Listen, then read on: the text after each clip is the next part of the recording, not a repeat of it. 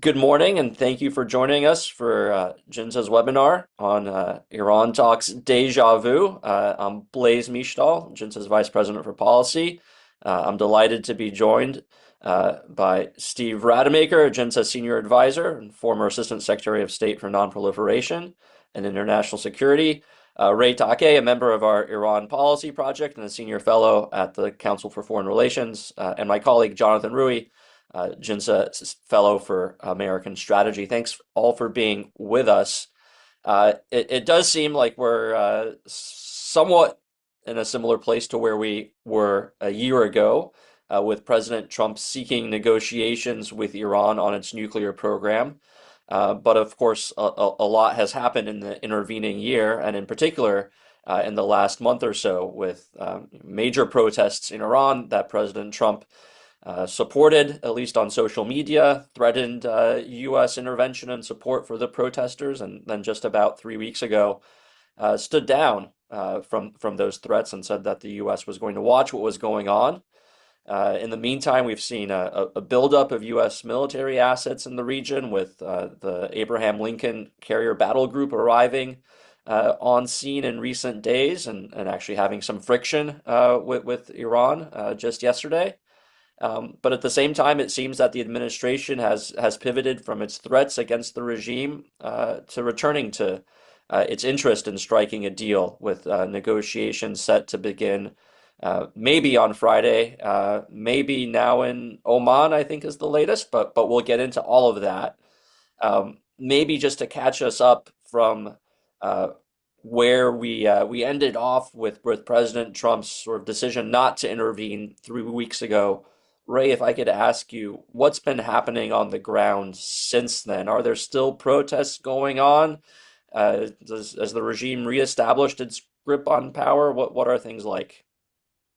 Well, Iran is gradually coming out of darkness because for a long time there was an information blackout on the country with the disabling of the internet and other means of connecting to the country. But now it's largely back online.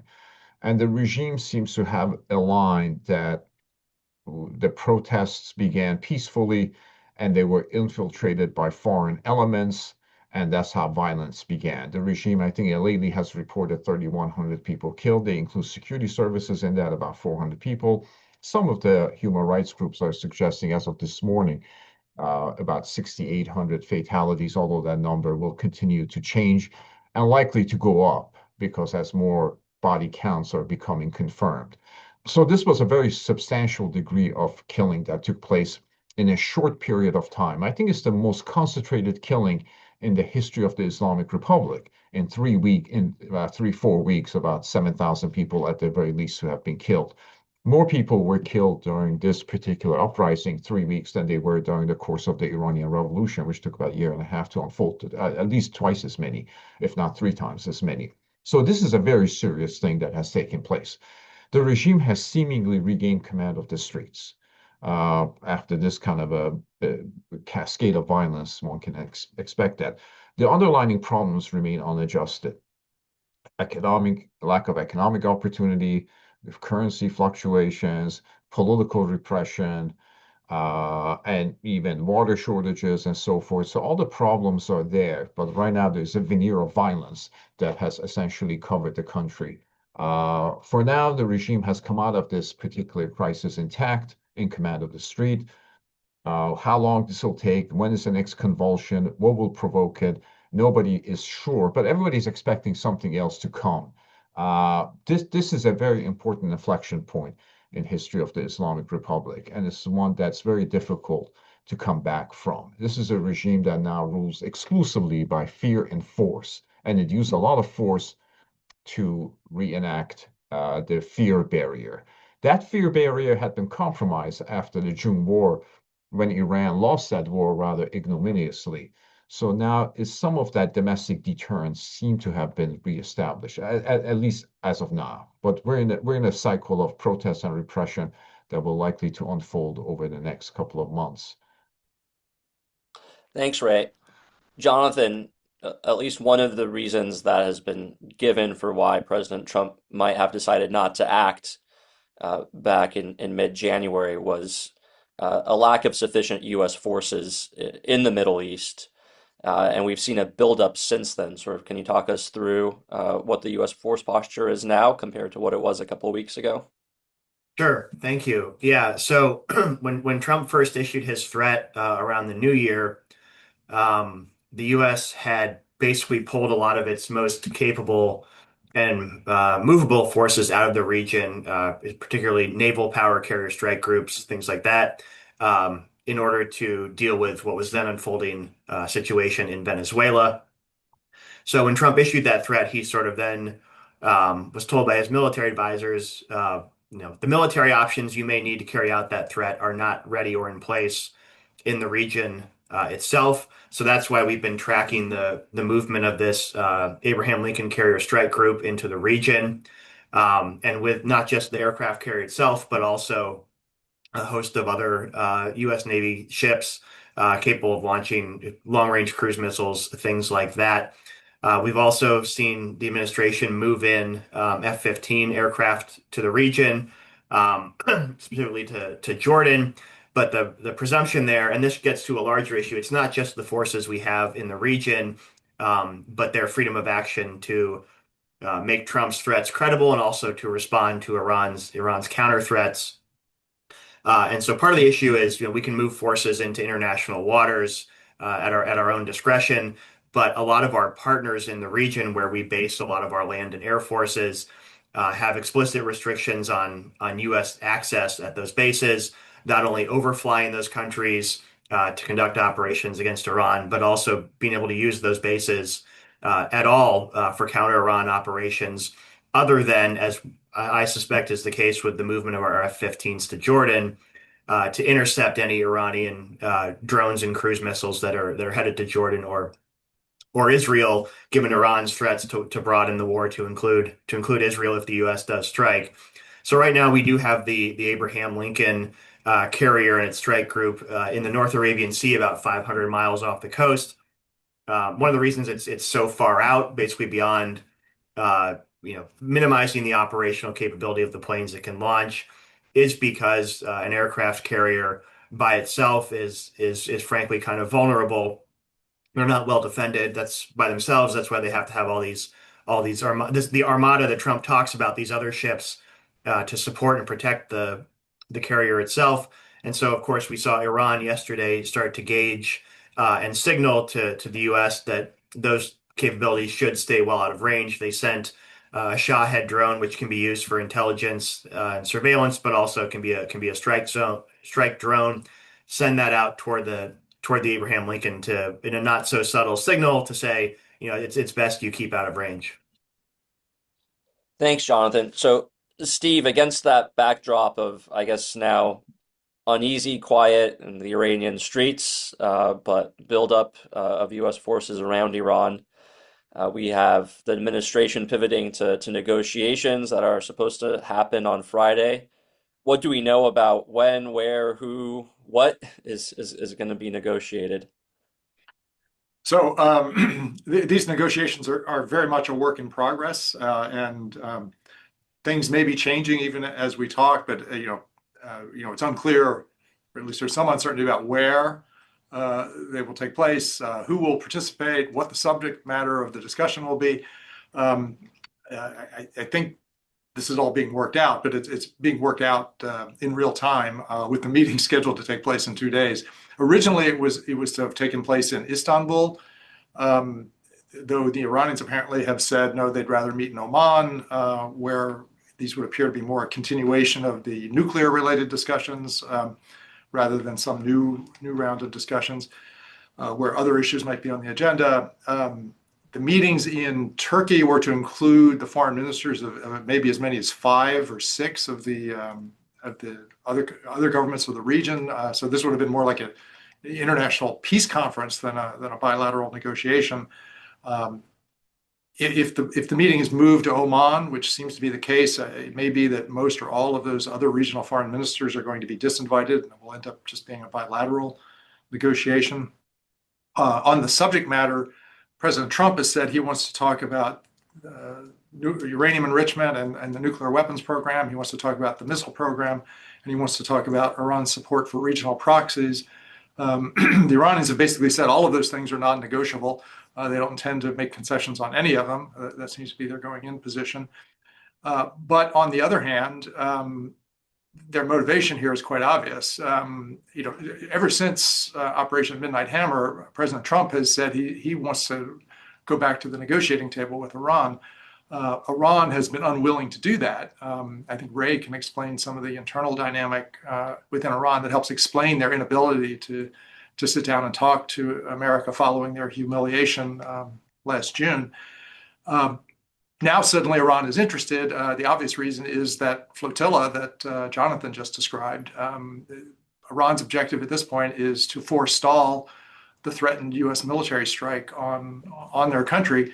And so they've decided diplomacy is the best way to forestall that. I think their objective is clear. I don't think they intend to come into these negotiations and make a whole bunch of concessions and sign agreements giving up any of these programs that have been so dear to them for so many years.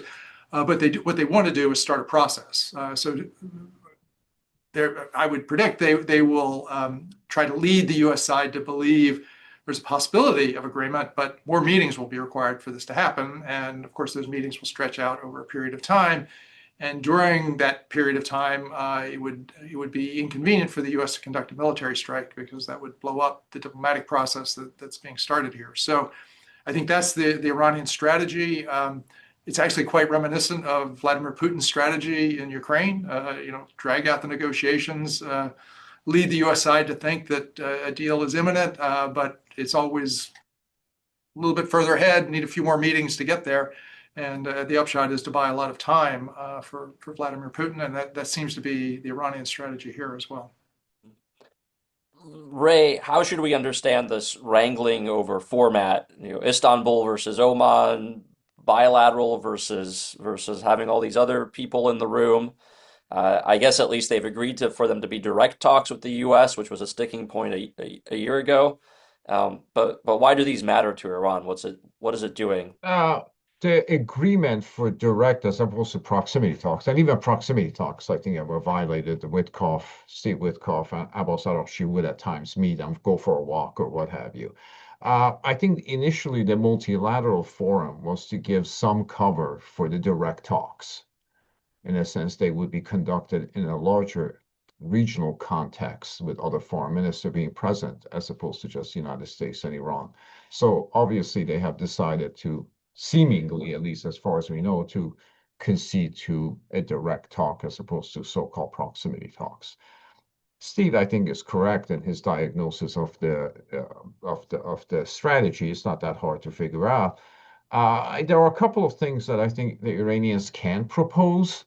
They can propose a framework for a deal, namely an agreement on principles.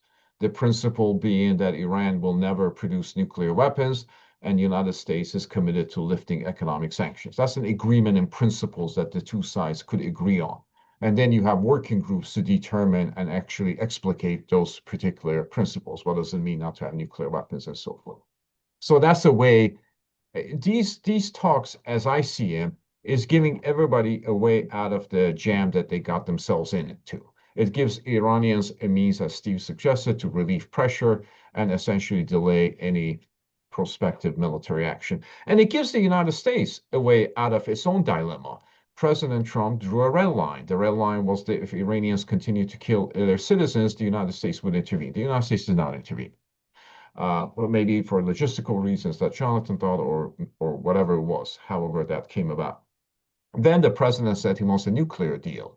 And so this process of negotiations with some kind of an agreement on principles will give everybody what they want. The president will say that the pressure that he put on Iran got them back to the negotiating table and agreed to the principle of never having nuclear weapons. And the Iranians can actually relieve some of the international pressure that they're on and relieve some of their domestic difficulties. So these negotiations are a way for everybody to get out of the cul-de-sac that they got themselves into. In that sense, they do make sense. To put a finer point on it, Ray, though, you said there's a possibility that the Iranians would agree to a framework or agree to a process to keep talking. Or Uh, principles, yeah, the agreement and principles. principles. Is Yes. there any chance they would actually agree to a deal here? Is there a deal to be had with the pressure the United States is putting on now, seemingly with these military forces in the Well, region? I think as Steve indicated, they have rejected their position on nuclear program is there is no nuclear program at this point. So what are we talking about? One thing that the administration could do, and I would do, is ask Iranians for the IAEA to go into Iran and extract the 60% enriched uranium that may be buried in Fordo or well and transport it out of the country. See if they agree to that. Uh, I suspect they will not. They will for a variety of reasons. But I would actually try to test this. I don't think I require a test of Iranian intentions, but Steve Witkoff evidently does. It's Jonathan, to continue with that question, as the name of our webinar suggests, we've been through this before last year with talks with Iran that didn't yield any conclusion other than the 12-day war. Does the administration have a reason to believe things are different this time around? Not beyond the way out of the cul-de-sac that Ray just described. I think obviously the prospect of talks buys time for the Iranians, and ideally would buy time for the Trump administration to think about and prepare for non-diplomatic options if indeed Iran, in the déjà vu that reflects the title of this webinar, Iran goes back to doing all the things that Ray and Steve have described, which is let's first negotiate about what we're going to negotiate over. That'll buy some time. Iran will agree to the principle. Yeah, we'll agree to a deal that does not let us pursue nuclear weapons because we have no nuclear weapons program.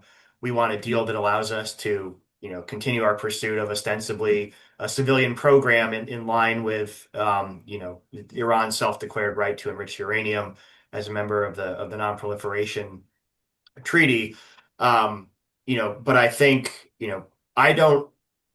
That's all a way of saying I don't see a deal where Iran actually agrees to, do the things that would need to be done to get an acceptable deal that any of us would call that term, or that JINSA's Iran Policy Project, of which we've all been a part of, would say is an acceptable deal, which is, Iran gives up its enriched uranium stockpile, the goodwill gesture that Ray mentioned, but also agrees to dismantle its infrastructure and do something it's never actually done, but has actually wound back since the 12-day war, which is agreed to a full accounting of its nuclear program. The IAEA director, who's, I think been commendably dogged on this, has said we've lost all track of it. We need to do a new baseline for Iran's nuclear enterprise from top to bottom, especially now that, I think Iran is going to continue doing what it always does, which is drag out talks and also use that time and space to build its own counter pressure.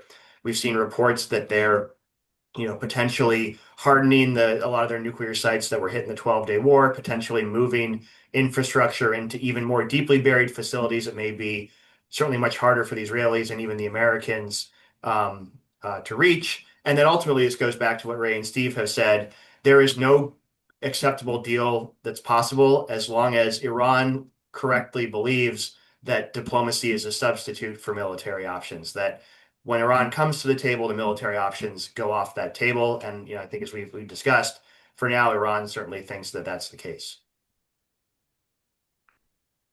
Steve, Blaze, can I yeah, can I try and answer your question? sure. And then I have another one for you, but go ahead. Well, go ahead and ask that one then, and I'll then I'll Well, give you can answer both, but I guess the other one was, I think there's always trying to read the tea leaves of what President Trump is actually thinking or actually intending. And there's been some talk about has he been playing for time to build up these military forces to give himself better options? Is this sort of negotiations? We've talked about the Iranians using negotiations to play for time. Is that what he's doing with these negotiations? Is there an ulterior motive here, or should we believe that President Trump is now back to pursuing a nuclear deal as his key objective for Iran policy. Well, to answer the question you just asked first, I think President Trump has been quite candid with the American people and the entire world.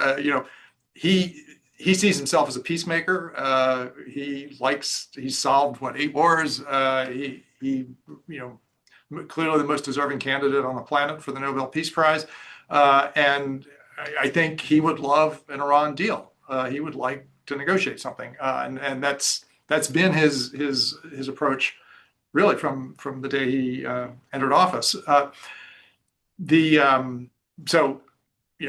think it will be hard for him to resist testing this out, whether Iran is prepared to agree. Now, to go back and answer your previous question, has anything changed since the last time we were looking at negotiations?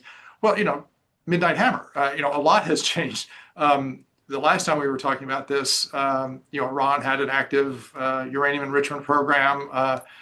They hadn't been humiliated in the way they were. There had not been a snapback of UN sanctions on Iran.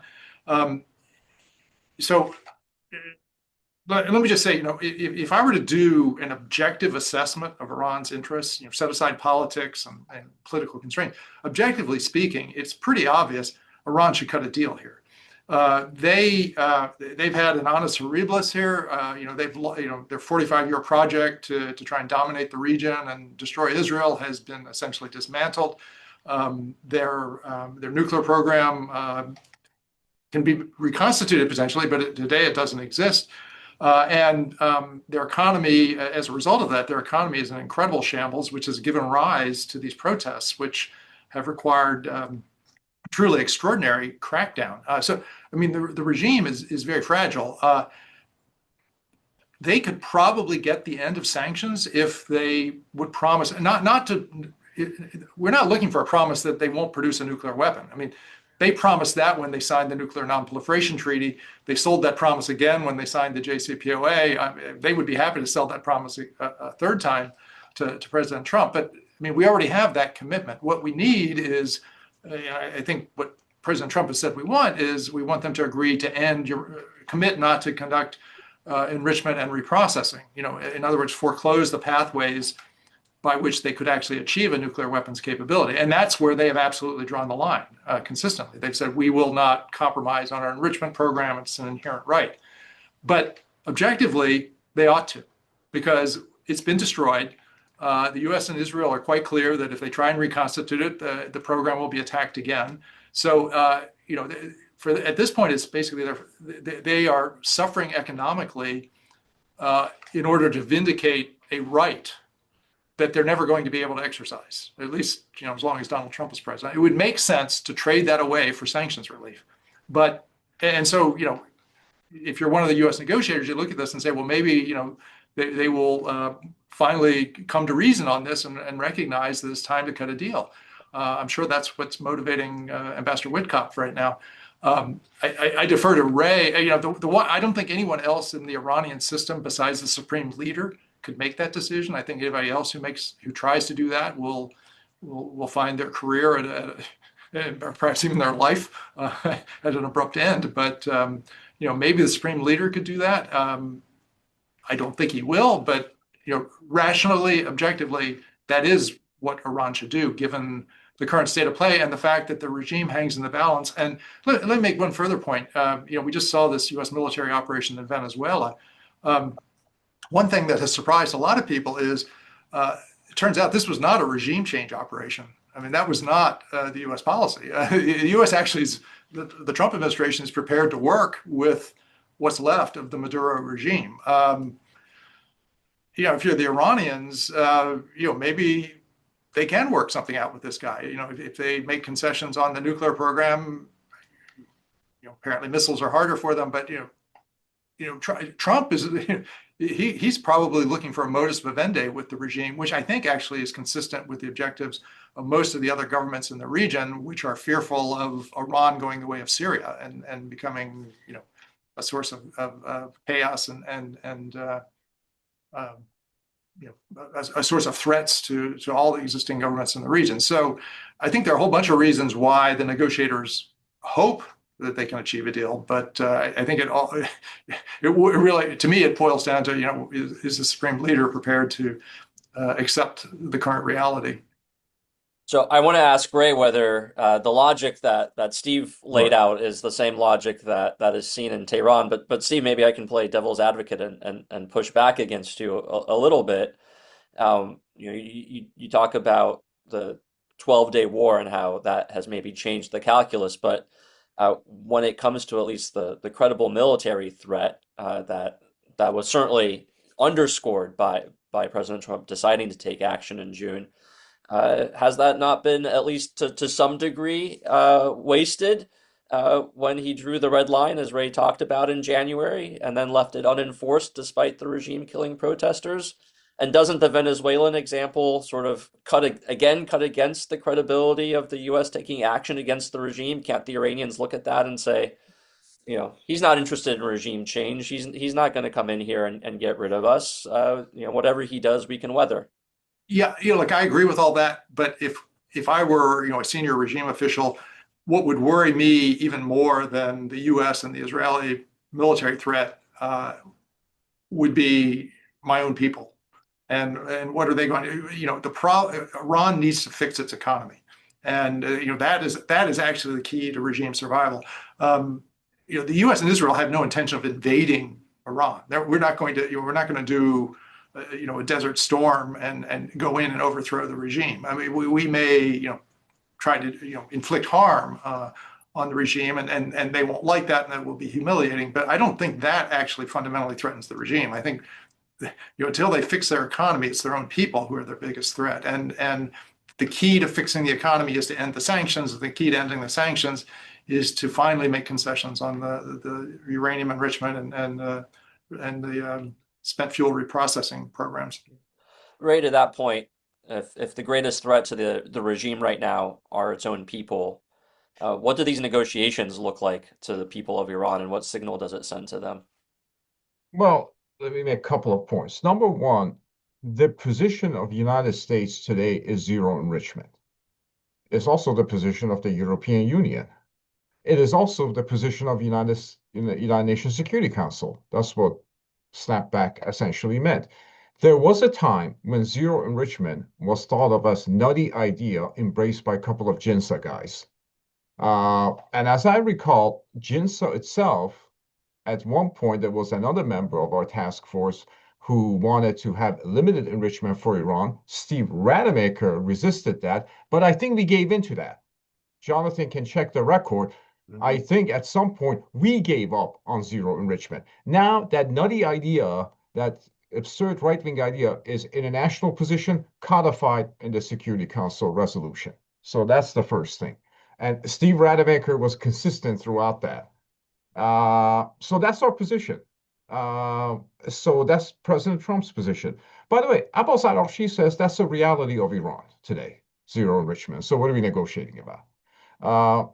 One thing that in Iran's public diplomacy on this issue has actually been very clever, because they've been trying to separate President Trump from the Israelis. They're pretending that the United States didn't bomb them in June war, that it was just the Israelis. And they drag President Trump in a war in the Middle East that the United States has no business waging and is inconsistent with its interests. So throughout, whether it's the Araghchi's Financial Times piece a while back or whatever else, they've been trying to say, President Trump, you being misled into a war that is going to damage your interests and your political standing by the state of Israel. And you need to be very careful with that. That's a very important break in the way the Islamic Republic has historically talked about the United States and Israel, the big Satan and the little Satan. So that's an interesting part. Second of all, prior to the June war, Abbas Araghchi actually tabled a proposal which meant that Iran could enrich uranium, but below 3.5% or whatever it was that the JCPOA had agreed to. So this way, Steve Witkoff could go back to Trump and said, you got a deal that Barack Obama couldn't get. So they actually have provided the administration with a talking point. Presumably, Araghchi can go back with that proposal and say, how about 1 to enrichment up to 2%, and with time horizons or whatever we can start talking about. Whether that essentially gives the United States an opportunity to declare victory. There will be a deal, has to be worked out by technical groups. That could take 10 years. And so you begin to see how this thing can work out. I suspect that could be something that could be tabled. How is the United States retreating from civilian protection uh, and protecting the Iranian people, which is the first time we actually have put the welfare of the Iranian people ahead of other things? Or how do they react to a retreat from that? It's honestly difficult for me to gauge public opinion within Iran at this point, so anything I can say will be speculative. I imagine there's a degree of disappointment with that. Inevitably would be, but I don't have any firm evidence to anchor that on in terms of gauging domestic public opinion in Iran. But certainly, when in 2013 Barack Obama drew a red line about chemical weapons used in Syria and did not honor that red line, there were a lot of people in the Republican Party who criticized that. A similar degree of criticism I have not noticed. So first of all, Ray, I feel like I have to defend JINSA's honor here and say that we never gave up on zero enrichment. I don't think we ever there was dissent in the task force, but I don't think as the JINSA line Okay. we ever All right. All right. we ever conceded that. And I know Jonathan and I, with Steve's help, have engaged in many exegesis of why there is no right to enrich in the NPT, and Okay. Obama administration claims notwithstanding. So I we just we stand remember firm on that. I was on the table at the table that day, and Steve Rademaker was defending zero enrichment, which came under quite a degree of pushback. But I don't. We Yeah, issued a split we issued a split decision in that paper Ray is referencing before the okay. JCPOA came out, Right. and then we since reconfigured our task force to avoid any further split decisions. Okay. But I guess Ray, if I could stay with you, and I realize, as you Sure. said, that sort of understanding Iranian opinion, public opinion, and where things are right now is hard. Yes. But but you also said earlier that you do expect further Correct. convulsions are Right. possible. That the regime is quite weak now. What would it do to the prospect of those further convulsions? What would it do to the regime's strength if there was a deal, if there was some sort of sanctions relief? If President Trump did meet with, I don't know if it's Khamenei or someone else, and sort of signs on the dotted line. Well, I suspect it will validate the Islamic Republic's propaganda, which is as follows. We withstood sedition at home. Foreign agents infiltrated and provoked this protest and provoked this violence. The regime held and the public held behind it. We went toe to toe with the United States, and now we have an agreement where they have to compromise and our principles have been recognized. So that essentially enables the regime's narrative. And in terms of domestic dissent, the hardest thing to do for any citizen of any country is to go out on the street and protest against a violent regime. That's not easy. And it's even harder after that regime demonstrated an ability and willingness to kill indiscriminately. So whatever spirit of dissent there is, and I think it's still there given the underlying grievances and the massive violence that the government has used, and more bodies are going to be buried and more commemorations will take place. But the United States and the international community giving up on the principle of right to protect within Iran is bound to dampen that spirit of resistance. There's just no way around it logically. And to do so for a nuclear deal that nobody believes is going to be adhered to is unfortunate, I have to say. Donald Trump, whatever you may think of him, did something quite remarkable. He stood up for the Iranian people, and then he stood back. The latter is more predictable. The latter is what you usually expect. Sticking with that, Ray, I mean, if the president were to take a step back forward, and go back to standing with the Iranian people, what would you want to see from him in terms of what more can he be doing? What more could the U.S. be doing to support the Iranian people, to to be pushing on the weaknesses of the regime? Well, first of all, it's very important to acknowledge that the future of Iran will be determined by the Iranians themselves. That is the essentially outside powers, however powerful they may be, will have limited influence, but that doesn't mean no influence. I thought the president was well within his rights to target Ministry of Intelligence and other Iranian repressive or apparatus that was engaged in this mass killing. He did not. That would be one thing that would be important and it would weaken the regime and it would send a message. And it would also cause other people in the security apparatus to perhaps rethink the strategy of indiscriminate violence against civilians. Uh, Second of all, I don't know why we should have an international tribunal where these people are essentially charged for crimes against humanity. Uh, and obviously, I would say we should maintain all forms of pressure, sanctions, and others, and figure out the way, to the extent possible, to enable protesters against a vicious and repressive regime. Whether we do any of those, who knows? My guess is we will not. Thanks, Ray. Jonathan, I wanted to pull on another thread that I think Steve raised in his comments, but I'm not sure we fully addressed, which is that the administration has said it wants to negotiate on a range of issues, some of them nuclear, but some of them beyond the nuclear program, including the ballistic missiles and Iran's support for terrorism. But the regime says it's only interested in talking about nukes.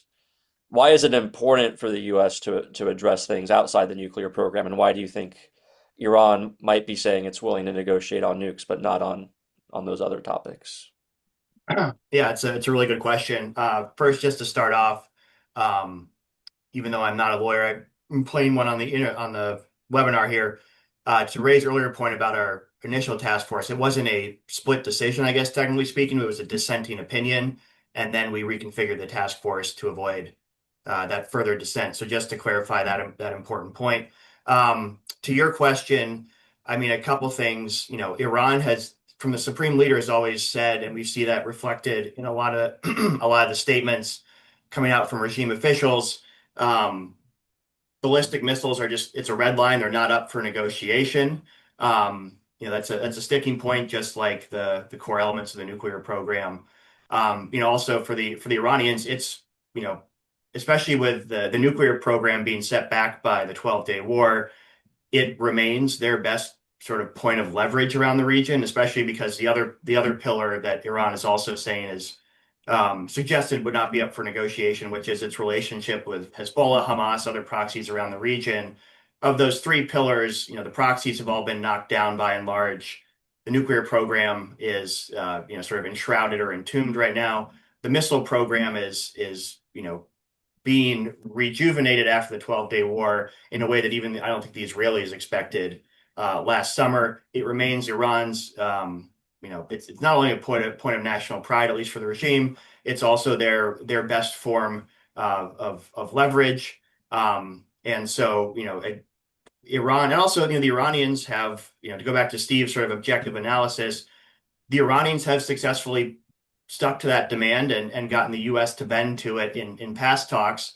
It's very interesting when the JCPOA talks started, the Obama administration was insisting, Iran's going to have to agree to limits on its long-range ballistic missile program that butted up against the regime's red line of no, we're not, and the regime won out. So, I think they have yet to be disproven in their thesis that that red line won't hold.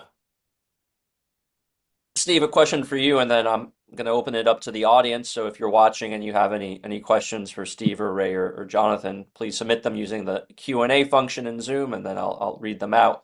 But Steve, as the administration seemingly is going into these negotiations, are there sort of guardrails or processes or things they should consider putting in place to avoid these being used by Iran to, as you've described, play for time or release pressure or sort of escape from U.S. military pressure? A year ago, President Trump wrote a letter to the Supreme Leader and said, "We're giving you 60 days to reach a deal." And whether or not he planned to hold Iran to that deadline. I know Israel did, seeing as Operation Rising Lion was launched on day 61. Should we have something similar this time around? Okay, I will respond to that question. First, I want to add something to what Jonathan just said about the missile program and why for the Iranians it's virtually inconceivable that they will make concessions on it. And it's recent history. Why did President Trump not actually follow through on his red line that he declared this year? From what I've read, it's because Prime Minister Netanyahu called him up and said, please don't do this. If you do this, they're going to retaliate against us with their missiles, and we're not yet in a position to defend against that. And as a consequence of that, Trump backed down and and put in motion the deployment of the Abraham Lincoln that we're seeing now. But I mean, if you don't need to look further than that for validation from the Iranian perspective of the value, of the critical importance of the missile program. I mean, they would have probably experienced U.S. military strikes aimed at interfering with their ability to suppress their own domestic population, but for the existence of their missile program, which in that case was an effective deterrent against U.S. military action. I don't know whether it will remain an effective deterrent, but for the Iranians, why on earth would you give away that capability when its value has just been demonstrated so vividly? So I think that's the reality that our negotiators will face when they try to demand from the Iranians concessions on the missile program. On your question about guardrails for the negotiations, look, I think this can be very difficult because you want a deal on their nuclear program. I mean, the JCPOA was a deal that took 2 or 3 years to negotiate it. It was hundreds of pages of text. None of this materialized overnight. A deal, a new deal that Trump might negotiate that would be better than the JCPOA. Airtight restrictions on their nuclear program. Maybe it could be done a lot faster than the JCPOA, but it's not going to happen the day after tomorrow when they meet in Oman. It will take a while to pull together something like that, and the Iranians will reasonably argue, we're not prepared to sign a document yet. We need to keep talking, and we'll set, like Ray said, set up working groups, process. So I think it will be, I think this dynamic that the Iranians are creating is most likely to effectively forestall U.S. military action, because as long as they dangle enough in front of the Trump administration, enough hope of progress on these issues to keep our negotiators at the table, I think the threat of military force will be withheld, and the Abraham Lincoln can't stay there forever. I mean, I don't know what the realistic timeline is, but it's measured in weeks and maybe a month or two, not much longer than that. So the negotiations are likely to take longer than the Abraham Lincoln can be kept in place. But what would my recommendation be given that reality? I would insist before agreeing to the continuation of the process that Iran make clear that its position is not we will never give up our enrichment program. We will never make concessions on missiles. We will never make concessions on our support for regional proxies. There needs to be some evidence that, in fact, Iran is prepared to negotiate on these things and not simply talk about these things. I mean, that's what I would, I would make clear the process can only commence once Iran backs away from the talking points that it continues to use with the rest of the world, which is we're not making any concessions on any of these issues. Yes, we'll promise never to have nuclear weapons. We promised that decades ago when we signed the Nuclear Nonproliferation Treaty. We promised it again with the JCPOA. We'll promise it to you a third time. But beyond that, no, we're not going to give up our enrichment and reprocessing. If that remains our position, we should walk away. Ray, if the administration is serious about these negotiations, is it going into them with the strongest possible hand? Is there anything else that the U.S. could be doing to increase its leverage over Tehran? Well, as first of all, as Steve suggested, if our position of zero enrichment, you don't need technical groups for that. But I would also include in that not just terrorism as missiles, but also domestic treatment of the citizens. Iran should be held liable for mass murdering its citizens.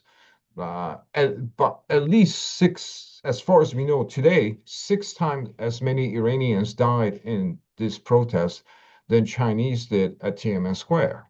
This is a huge mass murder that took place in the country. We just can't pretend it didn't happen and go back to talk about gradation of uranium enrichment.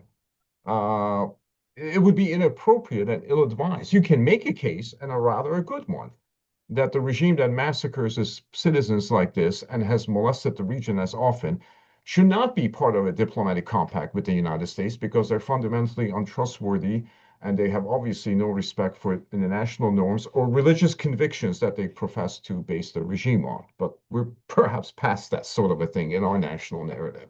I would actually include the issue of human rights and release of political prisoners, of which the Iranians are still arresting people.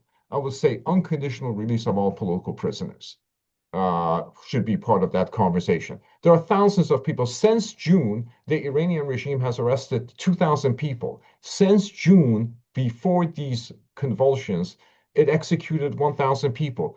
That aspect of the regime's behavior cannot not be part of any negotiations that the United States and the international community conducts with Iran. But, you know, whether it will be or not, I have no idea. Jonathan, if we were to take Ray's point that a regime that does murder its own people in cold blood in such numbers should not be party to a diplomatic agreement with the United States, what would the alternative policy be to one that pursues nuclear negotiations with Iran? That's it's a good question. And answering that question now has to be considered in light of what we've been discussing, which is Trump issuing a clear red line and then finding a way out of enforcing it.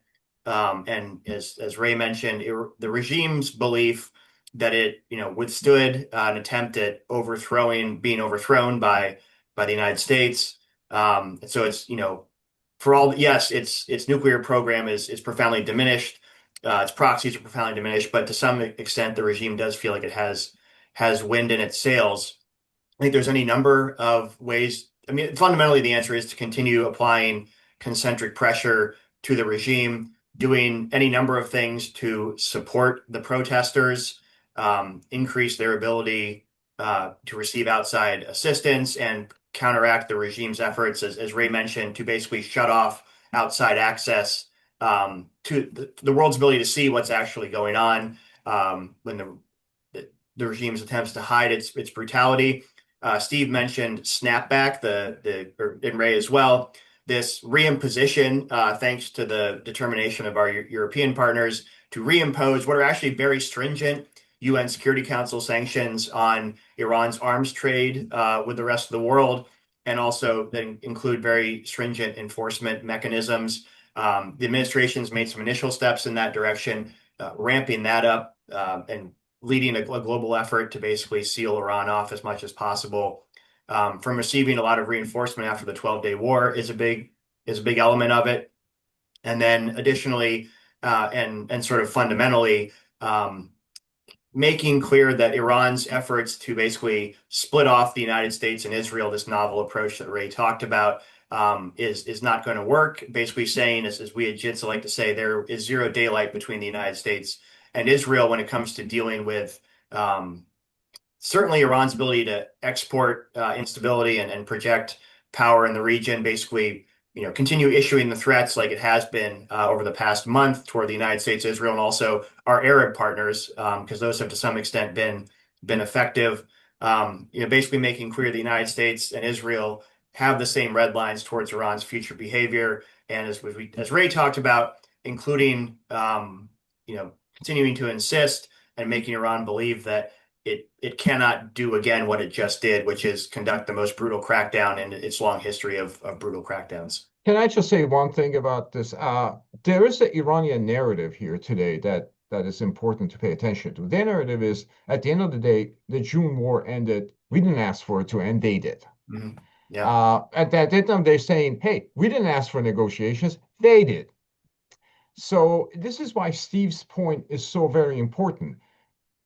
the negotiations have to begin with Iran renouncing uranium enrichment, not privately, not whisperly, but publicly. They have to walk back this narrative that they're putting forth, which actually enables the regime to some extent domestically, in a sense that it energizes whatever limited support it still has. Yeah, well, Ray, since you mentioned the nutty JINSA idea of zero enrichment earlier, let me throw out another nutty JINSA idea that Mike Makovsky has written about, 6 years ago and earlier, which is regime collapse as the ultimate objective of U.S. policy here, and particularly given the fact that the nuclear clock has been set back, as Steve was pointing out, and the regime collapse clock has been pushed forward. And prior to June of last year, maybe it made sense to focus on the nuclear clock that was inching towards midnight. But with that threat now pushed back, and certainly the regime significantly weakened over the last month, I think it makes sense to push on the regime collapse clock. And part of that, as Mike has written, should be saying there will be no negotiations. There will be nothing done to strengthen the regime, to legitimate it, to suggest that it could be a partner for the United States, and thereby to dispel whatever hope the Iranian people had that we were going to stand with them after Trump's tweets. Uh, yeah, first of all, I did agree with that nutty idea at that time. And JINSA guys are always ahead of the curve. We were for regime change before it became cool. So President Trump has called for regime change. He said Iran needs new leaders. Now, to me, that says regime change. So the barrier, the idea that you cannot talk about collapse of the Iranian regime because important people thinking important things don't say those things or don't believe them is behind us. And I think I have always thought, and I suspect other people on this webinar have thought, that the ultimate answer to the Iranian problem is a different regime. That's certainly what the Iranian people want. At least 7,000 of them, as of today, were killed trying to get that. I don't think that can be a position of all decent democratic countries should have that position.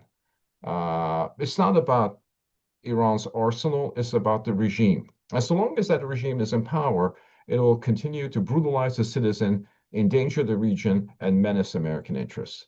That's whatever compact is signed. And that is a great nutty JINSA idea right there. Maybe I can ask you all for just last thoughts on what is going to happen, maybe in Oman, maybe on Friday. What should we expect? Jonathan, let me start with you.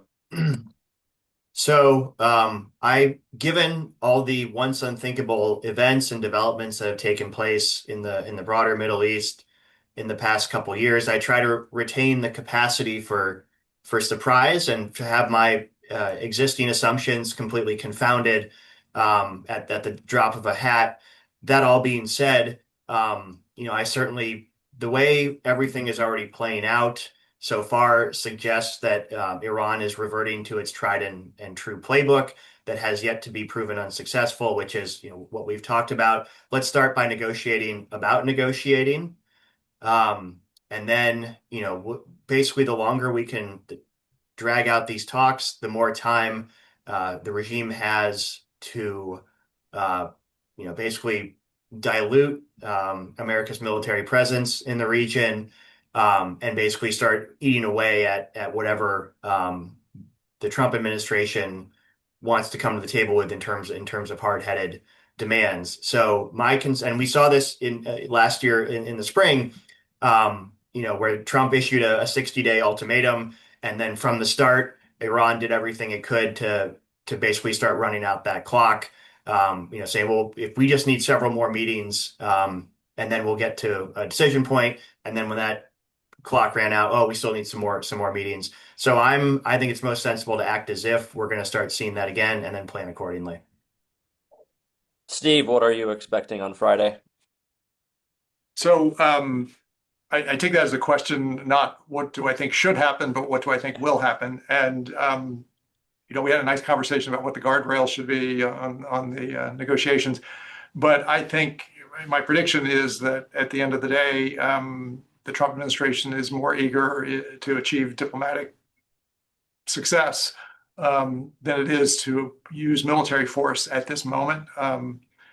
Military force, when the Iranian people were demonstrating in the streets, there was a logic for it. The events have moved forward, and I don't think there's the same rationale for use of force right now as there was then.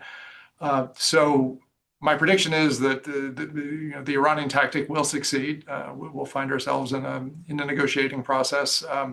I'd like to be pleasantly surprised that the Iranians have looked at the new reality and recalculated what's in their interest, but I don't think they will. I think they're too wedded to their conventional or their traditional way of looking at things. So I think we will probably, I think it plays out kind of the way it's played out with Vladimir Putin in Ukraine. I think there will be a prolonged diplomatic process, and we'll be reading about meetings and working groups and discussions, but we'll all be frustrated at the end that nothing actually is emerging from it.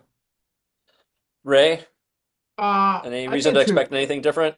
I tend to agree with Steve. Abbas Araghchi's purpose is to entangle America in a protracted diplomatic process. Steve Witkoff will have the chance either to behave as previous American emissaries have acted, namely concede to that, or do something without precedent in history of U.S. Iran diplomacy. Call a press conference, says there's no deal here, I'm going home. I suspect that's not going to happen. All right. Well, Steve, Ray, Jonathan, thank you for your time and your insights today. Thank you to everyone who tuned in. This is obviously something we're going to continue tracking closely, and I'm sure there will be more nutty JINSA ideas that end up being validated. So please stay tuned and check out jinsa.org for all our latest analysis. Thank you, everyone. Thanks, guys. Thank you.